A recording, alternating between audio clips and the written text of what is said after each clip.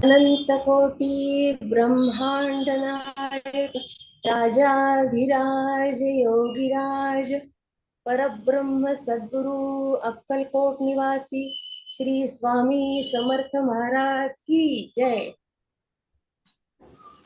श्री स्वामी समर्थ जय जय स्वामी समर्थ।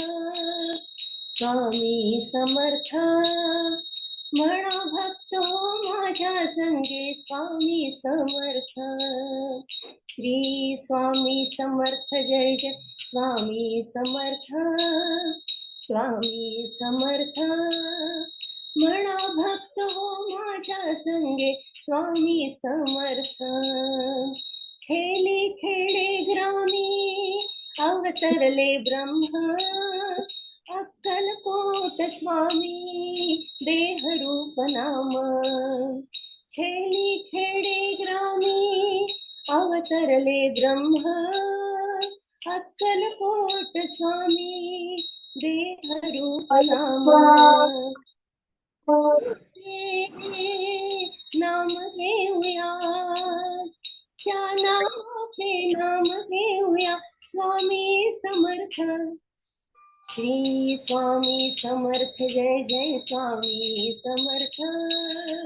स्वामी समर्थ म्हणा भक्त हो माझ्या संगे स्वामी समर्थ। करुणा घन तू मायेचा भक्त गण जिभले अमृतात या जगा वेगळ्या आज सर्व न्हाले। करुणा घन तू मायेचा भक्त गण जिभले अमृतात या जगा वेगळ्या आज सर्व न्हाले। अमृतात या न्हाताना अमृतात या न्हाताना हो समर्थ। श्री स्वामी समर्थ जय जय स्वामी समर्थ। स्वामी समर्थ म्हणा भक्त हो माझ्या संगी स्वामी समर्थ। उदी लावता मठात येऊन चित्ताला शांती नाम समर्थांचे जपतो नित्य एकांती। उदी लावता मठात येऊन चित्ताला शांती नाम समर्थांचे जपतो नित्य एकांती। जनातही मनातही जनातही मनातही स्वामी समर्थ। श्री स्वामी समर्थ जय जय स्वामी समर्थ। स्वामी समर्थ म्हणा भक्त हो माझ्या संगे स्वामी समर्थ। अपराधाला पोटी घालून घे जवळी माये वत्सलतेचा वारा आता दिशातून वाहे। अपराधाला पोटी घालून घे जवळी माये वत्सलतेचा वारा आता दिशातून वाहे।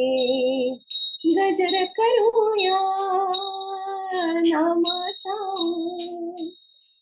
गजर करूया नामाचा स्वामी समर्थ।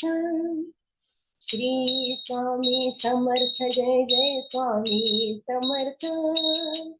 स्वामी समर्थ म्हणा भक्त हो माझ्या संगे स्वामी समर्थ। श्री स्वामी समर्थ जय जय स्वामी समर्थ। स्वामी समर्थ म्हणा भक्त हो माझ्या संगी स्वामी समर्थ। म्हणा भक्त हो माझ्या संगी स्वामी समर्थ। म्हणा भक्त हो माझ्या संगी स्वामी समर्थ। श्री स्वामी। सुंदर गायल्यात. पुढचं कडवं आता आपण घेतो आहोत. ध्वजांगे उचली बाहो आवेशे लोटला पुढे काळाग्नी काळ रुद्राग्नी देखता कापती भय ब्रह्मांड मायले नेणो आवळे दंत पंगती नेत्राग्नी चालिल्या ज्वाळा भृकुटी ताठिल्या वळे. याचं जे वर्णन आहे, त्यांचा आवेश, त्यांचं रौद्र रूप, याच्या समर्थाने कसं लिहिलंय ते बघा. पण सुरुवातीला आपण ध्वजांगे हा जो शब्द आहे, ध्वज, त्यांच्या हातात आता विजयाचा ध्वज त्यांनी हातात घेतलाय. या ध्वज शब्दावरून म्हणजे ध्वजचा ध आपण आधी थोडा अभ्यासूया. ध या ह्याच्यावरून आपल्याला समर्थ काय काय सांगतात इथे ते आपण बघू. की ध जो आपण गायत्री मंत्र म्हणतो, त्या गायत्री मंत्रात धियो यो नः प्रचोदयात तत् सवितुर्वरेण्यं भर्गो देवस्य धीमहि. ध हे अक्षर आलंय. अनेक मंत्रांमध्ये हे येतं. धूम धूम धूम धूम धुमावती मा, हा एक धुमावती माचा एक मंत्र आहे, त्याच्यात ध अक्षर आहे. ध अक्षर काय दाखवतं, तर ध अक्षर हे धारणा शक्ती वाढवतं. गौतम बुद्ध, बुद्ध ध मध्ये ध आहे. हे ज्या झाडाखाली बसले तो वृक्ष बोधी वृक्ष ध आहे. ध त्याच्यानंतर आपण म्हणतो की प्रत्येक व्यक्ती यश मिळवण्यासाठी काय करतो, तर प्रयत्नाची पराकाष्ठा करतो, म्हणजेच धोरण आखतो. नुसतंच आधी पराकाष्ठा करत नाही, आधी तो प्लॅनिंग करतो. धोरणचा ध आणि नंतर त्याच्या विजयाचा पताका म्हणजेच ध्वज हा रोवल्या जातो. ध ध ध आपण आणखीन जर बघितलं तर यत्र यत्र धूमः तत्र तत्र वह्नी असा एक संस्कृत श्लोक आहे. जिथे जिथे धूर आहे तिथे तिथे अग्नी आहे. तर याच्या नंतरचा टप्पा म्हणजे गुरुतत्वाशी याचा कसा एक मेळ बसतो तो आपण बघू. की प्रत्येक गुरु आपल्या आज्ञा चक्रावर गंध लावत असतात. आता प्रत्यक्षपणे आपण म्हणाल की माझ्या गुरूंनी तर मला मंत्र दीक्षा दिली तेव्हा तर काही गंध नाही लावलं. पण हे गंध लावल्याशिवाय हे आता एक मानस याच्यातून दिल्या जाते. ही जी गुरुदीक्षा दिली जाते ते इथे कपाळाला गंध म्हणजे ही जी मेंदूची जी ग्लँड आहे तर ही ग्लँड ऍक्टिव्हेट होते. तर हे ध नंतर इथे ध हे अक्षर मेंदूतील ही जी आपल्या आज्ञा चक्र आहे ऍक्टिव्हेट करण्यासाठी आपल्याला मदत करते. आपण आपल्या घरांमध्ये मुंज होते, तर मुंज करताना गायत्री मंत्राचाच मंत्र त्याच्या कानात उजव्या कानात देतात. आता मांडीचा संबंध कशाशी आहे, तर धनुराशी आहे. आणि धनुराशीचा संबंध कशाशी आहे, तर गुरुतत्वाशी रास आहे. म्हणजे हे सगळं किती एकमेकांशी कनेक्टेड आहे, एकमेकांशी जोडलं गेलेलं आहे. आणि आता हा सुपरस्टार मागे पडलाय. म्हणजे आपण मुंज बघतो तो एक अगदी नुसतं एक काय म्हणायचं नाच आणि गाणे आणि कुठले कुठले गाणे लावले जातात ते आपणही बघतो. किंवा आपल्या घरांमध्ये आजकाल ते मुंजेला एक फॅड असं झालंय. तो आता विधी नसून त्याचं रूपच बदललंय. पण ही खूप महत्वाची प्रक्रिया आहे की जे वडील आपल्या मुलाला, आणि वडील म्हणजे सूर्य तत्व आहे ना, सूर्य तत्व म्हणजे काय, तेज तत्व. त्या मुलामध्ये तेज तत्व वाढणं हे अतिशय महत्वाचं आहे. जर काही चुका झाल्या असतील वडिलांच्या संदर्भात किंवा त्या मुलाला काही जर म्हणतो ना आपण की वडिलांचं स्थान बिघडलंय, तर या वेळेला त्याला ते आशीर्वाद मिळतात आणि त्याचं ते हळूहळू क्षालन होण्याचा प्रयत्न करत असतात. तर ही धारणा शक्ती अतिशय महत्वाची आहे, जी ध या अक्षरातून समर्थ आपल्याला. तर ही धारणा शक्ती कशाने वाढते, तर गायत्रीच्या मंत्राने, गायत्रीच्या पठणाने वाढते. आणि म्हणूनच समर्थांनी याच्यावर खूप भर दिलाय. ते म्हणजे जे गोदा तटावर जो त्रिवेणी संगम होता, त्या संगमावर 12 वाजेपर्यंत समर्थ गायत्री मंत्राचं रोज पुरस्चरण करत असत. तर या गायत्री मंत्रामुळे धारणा शक्ती वाढते आणि धारणा शक्ती आणि मग आपण बघितलं की जे तेज गायत्री मंत्रामुळे येतं ते काही औरच असतं. अनेक लोक सूर्याची उपासना करतात, तर त्याच्यात निदान काही 12 वेळा जरी आपल्याला गायत्री मंत्राचा जप करता आला तरी आपण या तेजस तत्वावर कडे जोडल्या जातो. आणि याचा संबंध असतो मूलाधार चक्राशी. मला वाटतं इतकं कळलंय का, की माझा आवाज तुटल्यामुळे, कट झाल्यामुळे मी पोचू नाही शकली? तसं असेल तर कृपया सांगा. आता पहिलंच आपण घेऊया. ध्वजांगे उचले बाहो आवेशे लोटला पुढे काळाग्नी काळ रुद्राग्नी देखता कापती भय. आता यांच्या हातात काय आहे, ध्वजांगे म्हणजे ध्वज आहे. उचले बाहो हात त्यांनी वर केलाय आणि हा विजयाचा ध्वज आहे, जो मारुतीरायांच्या हातात आहे. आवेशे लोटला पुढे, इतक्या आवेशात आहे, इतका उग्र त्यांचा चेहरा झालाय. जो आवेश आहे तो अगदी महापराक्रमी मारुतीरायाचा जसा आवेश आहे ना, अगदी तपस्वी. त्याला आपण काही शब्द असेही देतात की जिंकायचंय मला कुठल्याही हालतीत. हे श्रीरामाचं युद्ध आहे आणि हे मला कुठल्याही हालतीत, कुठल्याही परिस्थितीत जिंकायचंय आणि यानं ते निघालेले आहेत. तर पहिल्यांदाच मारुतीरायांचा जो ध्वज त्यांनी घेतलाय हातात, त्या ध्वजाकडे बघून सगळेजण घाबरलेत. आणि पुढच्या ज्या ओळी आहेत, काळाग्नी काळ रुद्राग्नी देखता कापती भय. म्हणजे काळाग्नी आणि काळ रुद्राग्नी कोण आहे, हा एक प्रश्न पडतो की नाही. तर हे यमाचे दूत आहेत. आणि हे यमाचे दूत कापती भय म्हणजे चळचळा कापतात आहे, नुसतेच कापत नाहीये, नुसतेच थरथरत नाहीये, तर ते चळा म्हणजे इतके घाबरलेत की आता कसं होईल. असं यमाच्या दूतांना सुद्धा धडकी भरणारी असं त्यांचा आवेश आहे. इतके ते महापराक्रमी आणि इतके द्वेषाने जोशाने आणि ज्या आवेशात ते चालले आहे, तर त्यांचा धाक हा सगळ्यांनाच बसलेला आहे. पुढच्या ओळी आपण घेऊया. ब्रह्मांड मायले नेणो आवळे दंत पंगती नेत्राग्नी चालिल्या ज्वाळा भ्रुकुटी ताठिल्या बळ. आता पहिली ओळ बघू. ब्रह्मांड मायले नेणो आवळे दंत पंगती. आता महाराज आपले हनुमान महाराज जे निघालेत ना, ते त्यांचं जे रूप आहे ते उग्र रूप आहे. आपण बघितलं तर ब्रह्मांड मायले नेणो, की जसं काही सारं ब्रह्मांड त्यांच्या मुखात येईल इतके त्यांनी आपले दात असे राग आला की लहान मुलं कसे दात कसतात ना, दात विचित्र काहीतरी हालचाली करतात, मी तुला मारून टाकीन असं करून अंगावर येतात कधी कधी. तर त्या तसं जे असतं ते आपण लहान लेकराच्या ह्याच्यात पाहतो. मारुतीरायांनी आपले दात असे कसून धरलेत, इतके ते चिडून गेलेत की जणू काही सारं ब्रह्मांड त्यांच्या मुखात येईल की काय असं समर्थांना वाटतंय. आणि पुढे नेत्राग्नी चालिल्या ज्वाळा. नेत्राग्नी म्हणजे नेत्रामधून त्यांच्या अग्नी ज्वाळा निघतात आहे. आणि भ्रुकुटी ताठी बळे. हे जे वर्णन आहे ना, नेत्रातून तर ज्वाळा निघतातच आहे आणि त्याच वेळेला समर्थांनी बघा भ्रुकुटी या भिवया ताठिल्या बळे म्हणजे त्यांनी अशा आवळून घेतल्यात. आपण रागवलो की आपले डोळे असे खूप उग्र रूप धारण करतात आणि भिवया अशा आपण आक्रसून घेतो. इथे तर मारुतीरायांना राग आलाय. कल्पना तर करा, मारुतीरायांना राग आला असेल तर कसं होईल हो. डोळ्यातनं आता आग निघते आणि त्यांच्या भिवया त्यांनी इतक्या ताठरून घेतल्यात, इतक्या अशा वक्र झाल्यात की सगळ्यांना त्यांचा धाक आणि एक दहशत, एक भीती मारुतीरायांची आता सगळ्यांना वाटते. तर या पहिले 4 ओळी घेतल्या की अतिशय ते क्रोधित झालेले आहेत. आता पुढच्या 4 ओळी घेऊ, कारण नाही तर सगळे त्याच आवेशात जातील, सगळ्यांनाच भीती वाटायला लागेल मारुतीरायांच्या या रूपाची. म्हणून थोडस सौंदर्याकडे जाऊया की समर्थांनी कसं सुंदर वर्णन पुढचं केलंय. पुच्छते मुरडिले माथा. आपण मारुतीरायाचं हे स्तोत्र जेव्हा हनुमान चालीसा बघतो तेव्हा मारुतीरायांचं जी शेपटी आहे ना, ती अशी अशी आली आहे ना, अगदी डोक्यावर आली आहे. तर पुच्छते मुरडिले माथा, डोक्यावर त्यांची पुच्छ म्हणजे शेपटी आलेली आहे. किरीटी कुंडले बरी. आता किरीटी म्हणजे काय हो, तर किणकिणणारा आवाज असा. ह्या घुंगरं कुठे लागल्यात, तर पुढे त्यांचा उल्लेख केलाय की सुवर्ण कटिका सोटी घंटा किणकिणी ना किरीटी कुंडले बरी. त्यांच्या कानात, सॉरी मी पुढच्या ह्याच्या गेले आधी.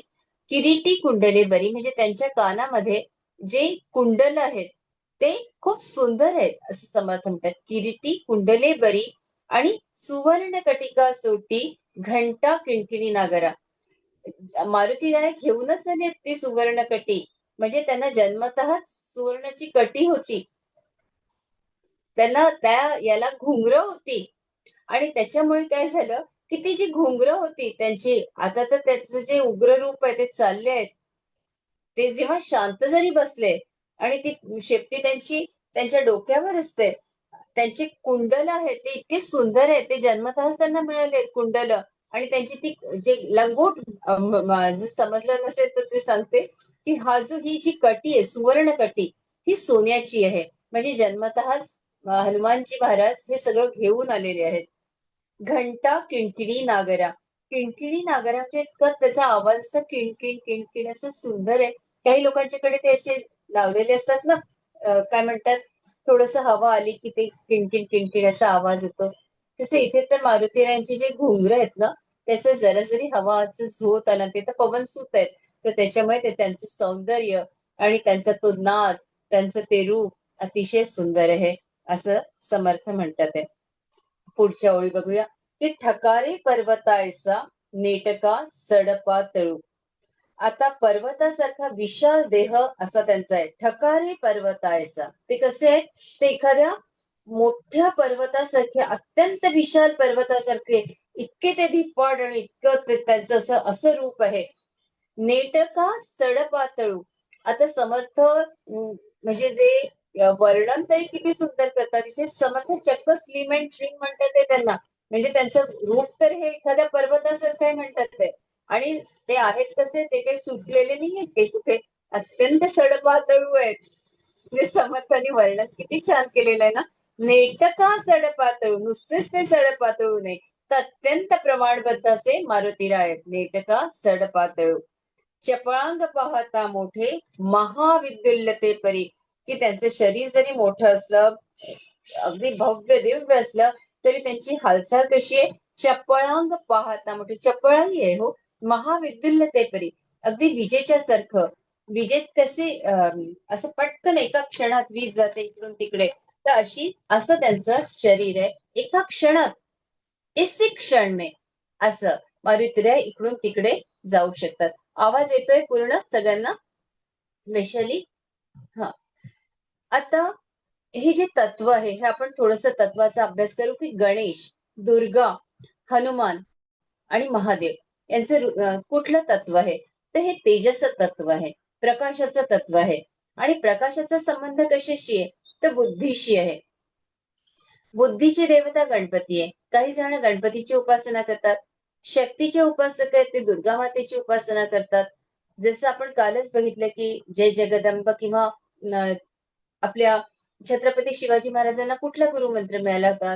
जय दुर्गे, जय दुर्गे, जय जय दुर्गे, हा मंत्र समर्थांकडून त्यांना मिळाला होता. थोडक्यात ते दुर्गा मातेची उपासना करत होते. आणि मारुतीरायांचं कुठलं आहे? तर हे ते वायू तत्व आहे. पण वायू तत्वाच्या नंतरही आपण त्यांना आता वेगवेगळ्या तत्वामध्ये अभ्यासतो. तर त्यांचं तत्व इथे तेजस तत्व आहे. तर आधी ते कुठल्या वर्णात होते? तर ते सिंदूर वर्णात होते आणि आधी ते धूम्र वर्णात होते आणि नंतर ते वैशाली काही डिस्टर्ब आहे का ग तुझं? थोडीशी मला अशी ही वाटते, इकडे तिकडे बोलतेस म्हणून. तर आधी ते कुठल्या तत्वात होते? तुमचं लक्ष आहे माझ्याकडे? धूम्र वर्णात होते. आणि धूम्र वर्णातून ते कुठे गेले? सिंदूर वर्णात गेले. तर हे कशी घटना घडली? ही तर मी घटना आपल्याला सांगितली होती, गोष्ट सांगितली होती की सीता माता चा शेंदूर मारुतीला लावून घेतात. पण त्याच्याही आधी जेव्हा अहिरावण महिरावण यांचं हे राम लक्ष्मणाला कैद करून खाली पाताळात जातात आणि मारुतीरायांना समजतं की हे पाताळात गेले आहेत, तेव्हा मारुतीराय छलांग लावून पाताळात येतात. तर तिथे एक देवीचं मंदिर असतं. तिथे मारुतीराय जाऊन बसतात आणि मारुतीराय काय करतात? तो सगळा शेंदूर स्वतःच्या अंगाला फासून घेतात. आता हे लोक राक्षस असतात, यांचं डोकं काय काम करतं? डोकं हे सगळं त्यांच्या गुडघ्यातच. तर ते त्यांना वाटतं इथे देवीच बसली आहे. आणि मग ते अहिरावण महिरावणला तिथेच बळी द्यायचंय म्हणून त्या देवीच्या समोर टाकून देतात आणि चालले जातात. मारुतीराय उठतात. आधी तर त्या दोघांना ठोकून काढतात, मारतात आणि नंतर राम लक्ष्मणाला दोघांनाही घेऊन वर येतात जिथे युद्ध सुरू आहे. तेव्हा ते जे धूम्र वर्ण असतो त्यांचा, तो वर्ण सोडतात आणि आपल्या परमेश्वरासाठी त्यांनी जो वर्ण घेतला असतो तो असतो सिंदूर वर्ण. हा सिंदूर वर्ण ते याच वर्णामध्ये पुढे भक्तांना दर्शन देतात आणि याच वर्णामध्ये ते राहतात. म्हणजे थोडक्यात काय तर ते तेजस तत्वामध्ये राहतात. तेजस तत्व म्हणजे प्रकाश तत्व. याचा वेग काय आहे हो? मिनिटाला 1,86,700. म्हणजे सगळ्यात जास्तचा वेग आपण बघितला तर तो प्रकाशाचा वेग आहे. एका क्षणात जो सूर्याचा उदय होतो ते एका क्षणात किती किती वेगाने येतो? तर 1,86,700 या वेगानं तो प्रकाश आपल्याकडे येतो. तर आपल्या मनातल्या भावना इतरांपर्यंत किती क्षणात जात असतील? त्याच वेगानं जात असतील ना. आपण कुठलाही विचार करा. अरे, आपण म्हणतो हा शेजारी काही माझ्याशी नीट वागत नाहीये. याच्या मनात बघा माझ्याबद्दल कसं पाप आहे. ती बघ हल्ली माझा रागच करते. माझी जाऊ, मी सांगितलं ना, कशी वागते माझ्याशी. नणंद एकही नीट बोलत नाही. अरे, पण याच्या आधी माझ्या ज्या हृदयातल्या भावना आहेत ना, त्या तिच्यापर्यंत पोहोचल्या आहेत. कसं काय? हे इतकं सहज नाहीये ना. म्हणजे आपल्या हृदयातल्या भावना तिथं पोहोचल्यात, मग त्याचे जे परिणाम आहेत, ते उमटणारच की नाही. म्हणजे इतकं फास्ट हे प्रकाश तत्व काम करत असतं. तर या तत्वात याचा खूप अभ्यास योगीराज जे मनोहर हरकरे आहे यांनी केलेला आहे आणि त्यांचं याच्यावर खूप संशोधन होतं. तर त्यांची काही पुस्तकं सुद्धा प्रसिद्ध आहेत. नागपूरला त्यांचे काही ग्रंथ म्हणजे नागपूरलाच ते गेले तर बहुधा त्यांचे जे ग्रंथ आहेत ते तिथे उपलब्ध असते. एका प्रकाशन ह्याच्यात मध्ये एका प्रदर्शनात मला हे प्रकाशित झालेले काही ग्रंथ मिळाले होते. पण सगळेच मी घेऊ शकले नाही. आता योग कधी येईल माहिती नाही. पण अनेक ग्रंथ जसे मी मिळवले तसे यांचेही मला खूप आवडले. थोडक्यात आपल्यापर्यंत हे नावगाव पोहोचवण्याचा याच्यासाठी प्रयत्न केला की आपल्याला जर मिळाले तर आपण जरूर वाचू. असं मास्टर्स मला वाटतं माझा आवाज तुमच्यापर्यंत पोहोचला आहे असं मी गृहीत धरते. काही कळलं नसेल तर पुन्हा आपण विचारू शकता. आपल्याला उत्तर देण्याचा प्रयत्न करते. ओके, धन्यवाद.